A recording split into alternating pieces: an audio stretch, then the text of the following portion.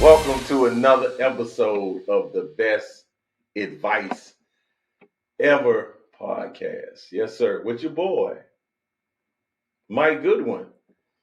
And as I start each and every podcast, well, not each and every podcast episode, but I start many podcast episodes with On the Road Again.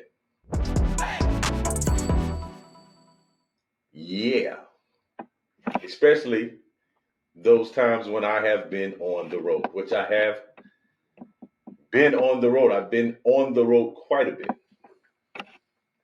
So I had myself a grand time, a very interesting time on the road. I had a number of events kind of back to back to back. So I spent 2 nights in Raleigh, North Carolina. I did volunteer appreciation, volunteer service team, dream team event at Cross Assembly Church in Raleigh, North Carolina. It was a good time. We had a wonderful time. They were great, very hospitable, had a blast. That was on Wednesday, and then Thursday I had the fourth. No, make that the fifth. Big Dad Energy tour date. I was at Good Nights in Raleigh, North Carolina. Now, Good Nights is a club. It used to be named Charlie Goodnights back in the day. It was probably one of the best clubs on the Southeast. I mean, it was a club I had participated. I did open mics in Raleigh. I mean, back when I was working myself up the ladder, I would drive 3 hours, 3.5 hours just to do 7 to 10 minutes at an open mic. One of the first times I came to the open mic in Raleigh was a Saturday. It had a noon clean mic on a Saturday. And I drove one Saturday morning. I happened to be in town, got up, drove to Raleigh to do this mic. And there may have been 10 people in there. And I mean, that's everybody. That's the waitress. That's the person that works at the club. That's the person in the back making the food. That's the comedians. That's the audience. And I'm not certain why this clean mic existed on a Saturday at noon. I think it was a deterrent. But I did it, and I was able to connect with somebody who was like, hey, no, man, you got to come back on Tuesday nights or Wednesday nights when they did the standard open mic. And I came back, and I did it and had a great time. Well, I also had a great time on Thursday. Thank you to everyone that came out to the Big Dad Energy Tour in Raleigh, North Carolina. We had a blast, a big success. And so those are all the dates for 2023. I was able to do 5 Big Dad Energy Tour dates. Started off in Cornelius, North Carolina. Then we had 2 dates in Cincinnati and Columbus, Ohio. Columbia, South Carolina, where I live. And then we were in Raleigh, North Carolina. We're going to be kicking it off at the beginning of the year in Tampa, Florida. I believe that's January the 6th, but I'll update you on the upcoming dates. But Tampa's in there. Kansas City's in there. We got Chicago in there. Nashville's in there. Huntsville's in there. So Atlanta's in there. We're making it happen. So I would love for you to come out and see me when I'm in your area on the Big Dad Energy Tour. So that was Wednesday and Thursday. Well, Thursday night after the Raleigh show, I had to leave and drive back to Columbia in order to catch a flight Friday morning to Cleveland. So I wrapped up the show in Raleigh. I bet you I probably was on the road by 10 o'clock. 10 o'clock, I think that got me back into Columbia around, because it's 3.5 hours, close to 2 o'clock. So I got home, did a switcheroo of all the clothes and prepared my bags for the 3-day trip I would be in Ohio. got about 2 hours of sleep, and I was back out. Now, I spent 3 days in Ohio. And this will probably be the genesis of some material. I might even take a podcast episode to talk about my time in Holmes County, Ohio, Amish country. Spent 3 nights with the Walnut Creek Foods Company, Friday, Saturday, and then Monday night. I performed for their Christmas banquet, and they basically are broken up into 3 different divisions. So I think the first night I spoke to one group. That was Friday night. Saturday night, spoke to another group. Then on Monday, spoke to the last group, retail. And this audience was a mixture. There was Amish. Some nights, Friday and Monday, heavy in the Amish. A lot of hats, lot of hats. And the Amish, I don't. It's a different demographic for me. And then not only the Amish, but you just have Midwestern Ohio folks that live in Holmes County and the surrounding area. So I'm talking about some things. I think one of the comments I made, one of the jokes I have, I talk about thugs that wear flip-flops. Well, and there was a conversation I had with somebody afterwards, and their wife laughed, and it was like, these people don't know what thugs are. Or that doesn't apply. It all applies. The comedy is interesting to me because in my comic philosophy, believe that comedy serves the two purposes of entertaining and educating. Now, oftentimes, the comic and the audience are of the same ilk. North Carolina is a great example. I was in Raleigh, North Carolina. When I'm doing my comedy, I'm speaking from a black male Southern perspective. So in Raleigh, North Carolina, that's not an odd perspective to hear from. That's a perspective in which you are neighboring with someone, you are working as a coworker. You may be that.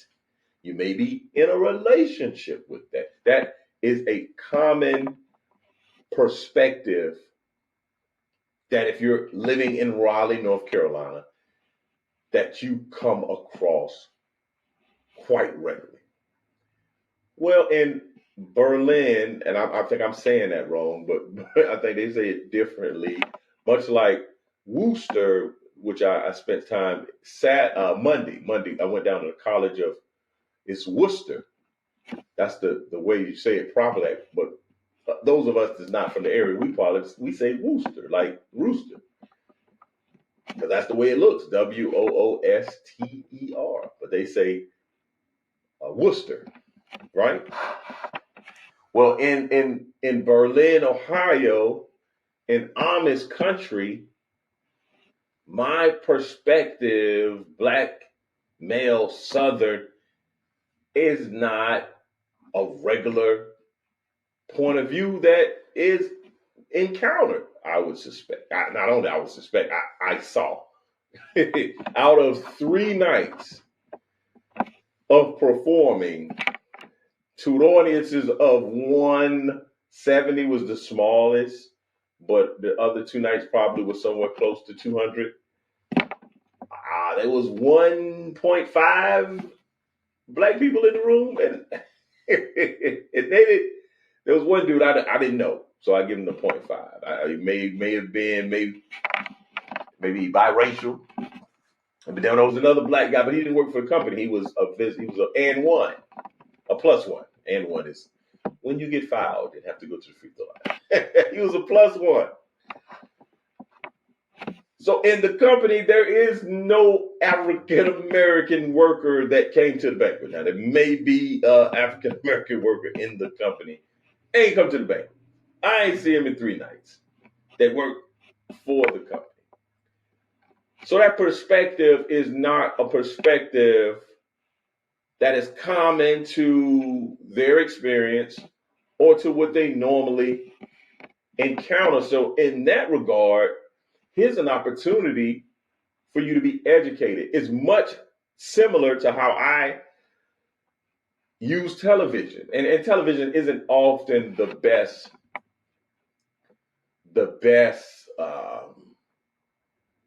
tool or resource for that, but it also gives me some perspective. What I mean by that is basically I enjoy watching television series, movies, documentary on demographics that are uncommon to me. Sons of Anarchy, a television series about a motorcycle gang, a motorcycle club. I have no interest in motorcycles. I have no interest in joining an MC. That's a motorcycle club. That's so foreign from my experience, my lived experience. I've zero or very minimum experience with motorcycle clubs, the subculture of motorcycles. So I would use that show just to get a peek inside of a world that I'm not very familiar with. And so that is what I believe that, okay, if I'm in front of you and I'm coming from a point of view that is not common to you, here's an opportunity for you to see through the eyes of someone that's different from you. So I think it's always valuable, even if you're not abreast of the slang terms and the sayings and just how the South operates from my paradigm, because I'm just speaking from my paradigm. I'm not an ambassador for all of the South. I'm just speaking from my lived experience, right? So it gives you an opportunity to be entertained, to hear the things that I'm saying, find some laughter in that, or to gain some perspective. When I watched Richard Pryor when I was a younger man, I've never done drugs. I've never freebased. Things that he described, his childhood, his challenges, he painted a picture for me. I saw life through his lens, and I think that is valuable.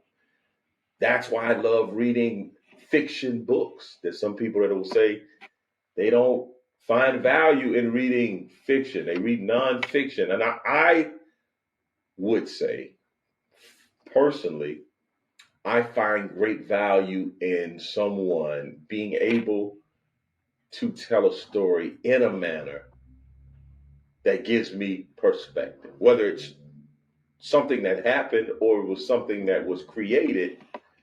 I find great value in leaning on the experiences of others. People will tell you they don't watch or they don't read a nonfiction or fiction books, but they will watch fictitious, watch Black Panther. Like, what? That's fiction. But you can't read the book for Black Panther. You can spend 2 hours watching a movie, but I'm not going to spend 8 hours reading a book. And I just think there's inherent value to reading, much like there's an inherent value to doing push-ups. It makes your mind stronger. But we're not going to get into the nonfiction fiction. So in that regard, I think that it's very interesting to feel as though if the person that is delivering humor comedy is not out of your specific demographic, that you are not able to gain anything from. I don't subscribe to that. I've watched a variety. I mean, I just recently started watching something on Apple TV, Physical. And it's basically this woman I don't think it's Jane Fonda, but it seems to be, and I'm only 2 episodes in. So they're in California, and there's a woman that she's trying to get her business of physical fitness, and she has challenges um, food, and she, bulimia or anorexic. I can't think of the term in which when you're anorexic, but she's having these types of challenges. I've never had those challenges. I've never have done anything, eaten food and then gone and thrown it back up. I've never had body issues to the degree that I'm not comfortable with myself. But watching this program gives me some perspective. And I think that is very valuable. So in Ohio, I spent 3 nights doing a show each night with a different audience. So they were different audience, but they were members of the audience, especially the leadership team that were there all 3 nights. And it was a doozy. I'll tell you that much. The first night I thought went well. It was a good night. Again, the Amish and what I'm talking about, I'm sure at some level some of these things don't resonate. But even people that live in that area, there's some disconnect there. But we did enjoy the time. So that was Friday night. It went well. I would give myself an A. A was fine. A minus somewhere. It was a good show. I did a good job. Saturday night was outstanding. It was less of the Amish community, more of the English. That's what you call the non-Amish. And it was the warehouse guys. So they were already making jokes about the parents. One of the especially the CEO was basically saying his father taught him, if you don't have anything nice to say, don't say nothing at all. And that would not fly with the guys in the warehouse. It's like, if you have anything nice to say, you fit right in with the warehouse guys. So there was more of excitement and energy, and we had a great time. I would get at an A+ Saturday night. I mean, it really was a great, like signature night. I had a good time. The audience had a good time. It was all good. Then that Monday, holy moly, that Monday, boy, I was fighting an uphill battle. I was swimming against the tide. And for the bulk of the show, I think it went well. I think I petered out there at the end, the last 6 minutes. I was trying to figure out how to dismount. So I didn't have the smoothest dismount. And there were some moments. We had some moments in there where I was having some interaction with the crowd, and it didn't go all the way like I wanted it to go. And some jokes, and I could tell. I just knew, when nights are going to be a little tougher than other nights when you say certain lines. Certain lines wasn't generating the heat, and I was like, okay, it's going to be one of those nights. But I spent 3 days there, and I have so much. I will probably be referring to this experience. I did an internship with the Amish. And I don't want to spend a whole episode talking about that because that's where I'm leaning towards right now. So let's get into the segment we've all been waiting for, the best advice ever. And it's simple. It's simple. Create, develop. That's a better word.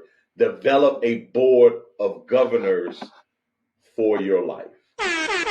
As we know, in organizations, there are board of trustees, there's a board of governors, there's a board in which the organization is accountable to. The organization has goals, and there's values, and there are things that are inherent in the organization that they want to accomplish, but there's a group or a board that does the governance. It does the policy and establishing what are the goals and where we're headed.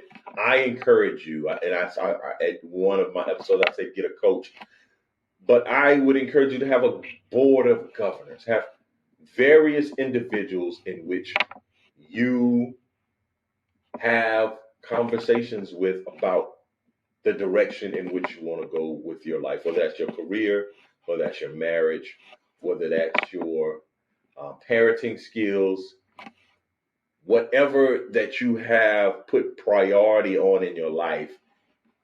I would encourage you to have a committee, a sounding board of individuals in which you can submit to, which you can be accountable to, which you can seek their wisdom and their advice. I think is vitally important.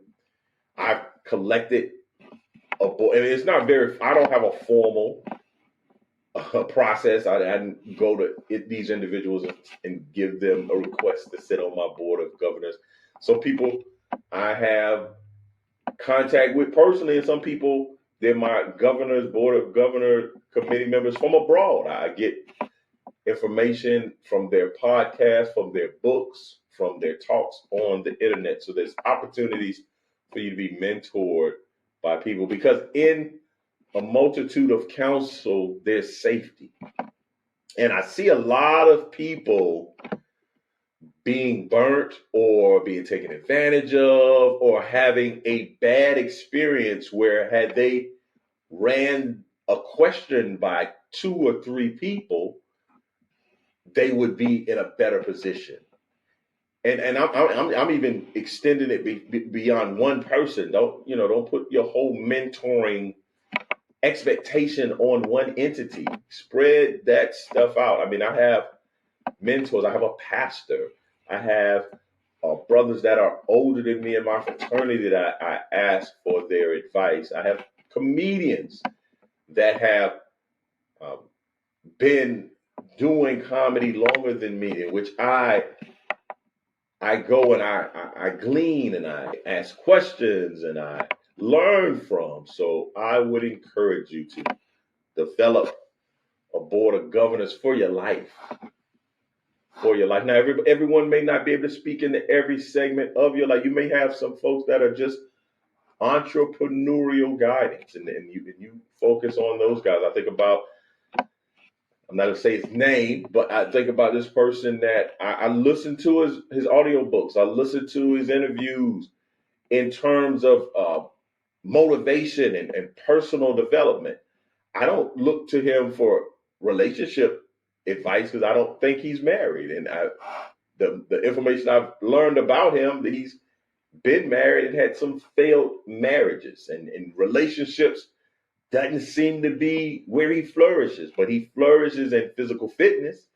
He flourishes in professional development, pushing through difficult times. So I go and tap in with him when I need that information. Now I got to go find some other folks to talk about how to treat my wife and how to treat my children and how to be a better husband and be more kind and gentler and be the type of husband that my wife is excited about. That this individual can't do that because that he's not produced that fruit in his life.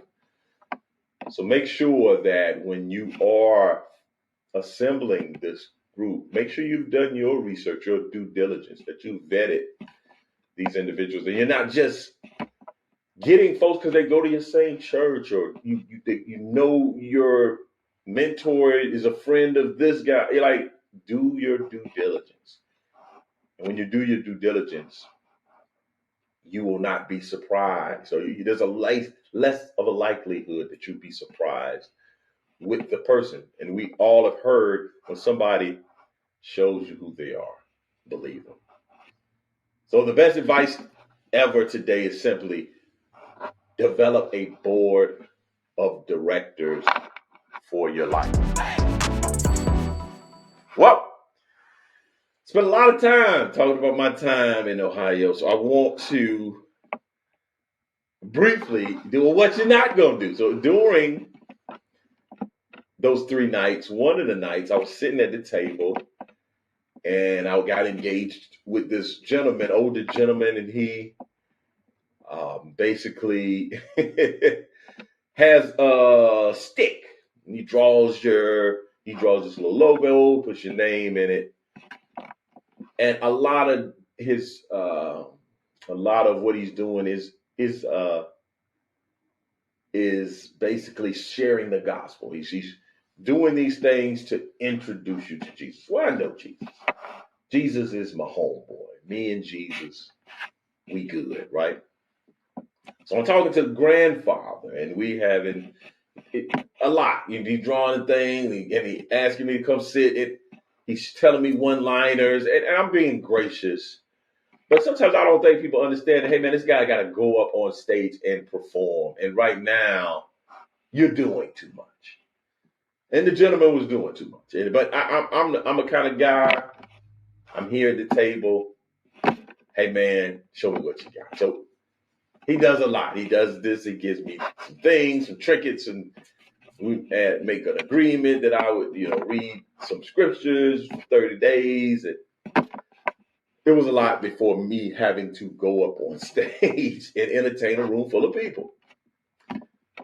So in the midst of that, I'm sitting there, and then his grandson comes over.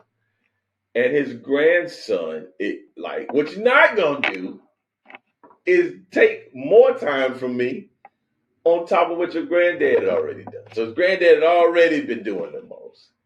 This guy, I don't even think I said it. We don't even think he sat down. I was like, hey, how you doing? He's like, hey, how you doing? He said, do you know Jesus? Now, he may have asked me my name. Now, I would submit that my memory can be a little suspect at times. So he may have asked me my name. There may have been a question that happened before, do you know Jesus? But I'm pretty certain it wasn't. So the guy asked me, do I know Jesus? And I'm like, yeah, no doubt. Now, in the moment, in the time, I was in the spirit of generosity. I was in the spirit of accommodation. I was in the spirit of grace. Just guys that I don't know, that I just met, that just came and sat down like he had not been there. Do you know Jesus? Yeah, me and Jesus good, man. Now, this is where we got into the level of what you're not going to do. So he says, okay, all right, he asked me to know Jesus. I say, I know Jesus. I don't think that was enough for this guy. So the gentleman says, do you know him in your heart? And that's when I should have hit him. But what you're not going to do is ask me, do I know Jesus in my heart? Hey, where else am I going to know him at? And I'm about to go up in about 2 minutes. Why are you asking me these questions? You need to be on an evangelistic team. You don't need to be at your dinner at your job trying to get people into the kingdom. And I'm all about, hey, man, go and find disciples. Go and make fishers. Man, I get it. But, hey, I done told you already I know Jesus, man. Back up off me. But that wasn't it. That wasn't it. We kept going. I said, yeah, man, know him in my heart. I'm right there, in my heart. There it is. My heart, Jesus. Now, this man said, have you confessed with your mouth and believed? I said, we have. What are we doing out here, man? And I love his zeal. I love his exuberance, his enthusiasm. But, sir, what you're not going to do is be trying to get me baptized. I mean, it was just like, yo, bro, simmer down, my God. Simmer all the way down. But how can you be upset with somebody that's concerned about your eternal soul? Very bizarre. That's just one of the many experiences I had in Ohio. I had a great time in Amish country. It was a good time. I had 4 days of cold weather. Yeah, the weather wasn't the best. It wasn't the best. It was December. But I had a very interesting experience, and I'm gonna walk away with a lot to talk about. I'm sure at some point. My host was basically like, "Hey, you're gonna keep an eye out to see how much material I've garnered from spending my time in Holmes County." It's quite the experience. But I thank y'all so much for tuning in for this episode of the best advice ever. As always, please like, subscribe, and share. Let folks know about the podcast, man. If you're enjoying what I'm doing, send me a message. Send me some encouragement and info at comedianmikegoodwin.com. Thank y'all so much for tuning in. I'll see you next week. Same bat channel, same bat time. You could have been anywhere in the world, but you're here with me. and I appreciate it. See you next time. Peace.